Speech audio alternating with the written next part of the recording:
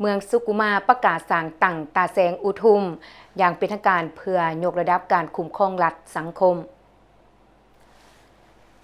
ในตอนบ่ายที่13 มีนาคม 2026นี้อยู่ที่ตาแสงอุทุมเมืองสุกุมาแขวงจำปาสักได้จัดพิธีประกาศสั่งตั้งตาแสงอุทุมอย่างเป็นทางการเพื่อแน่ใจปรับปรุงกงจักการจัดตั้งและยกระดับประสิทธิภาพการคุ้มครองและบริหารรัฐให้มีความเข้มแข็งโดยให้เกียรติเขาร่วมเป็นประธานของทานสมบูรณ์เฮืองวงศาคณะประจำภาคแขวงห้องประธานคณะกรรมการปกครองแขวงจำปาสักทานปริญญาเอกคำไต่เกี่ยวประเสริฐกรรมการภาคแขวงเลขาคณะบริหารงานภาคเมืองสุกุมาพร้อมด้วยห้องเลขาภาคเมืองประธานบรรดาทานคณะประจำภาคเมืองการนำของแขวงและเมืองพร้อมด้วยแขกถึกเซินเขาร่วมอย่างพร้อมเพรียง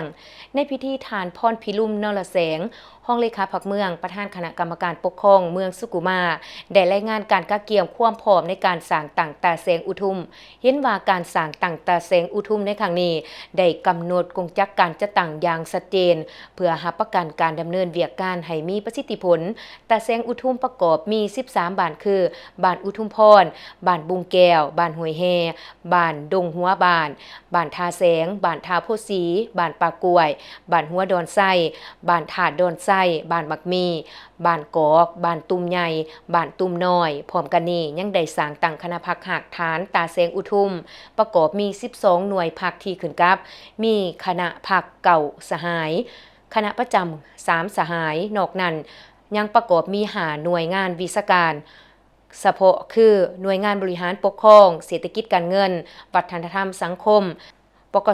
สและองค์การจัดตั้งมหาชนมีพนักงานทั้งหมด13ฐานในนั้นยิ่ง3ฐานในพิธียังได้ประกาศขอตกลงแต่งตั้งบุคลากรหลักของตาแสงดังนี้1ฐานคำหมันไส้สวรรค์กรรมการพรรคเมืองเป็นประธานคณะกรรมการปกครองตาแสงอุทุม2ฐานสีแสวงแสงสว่างเป็นห้องประธาน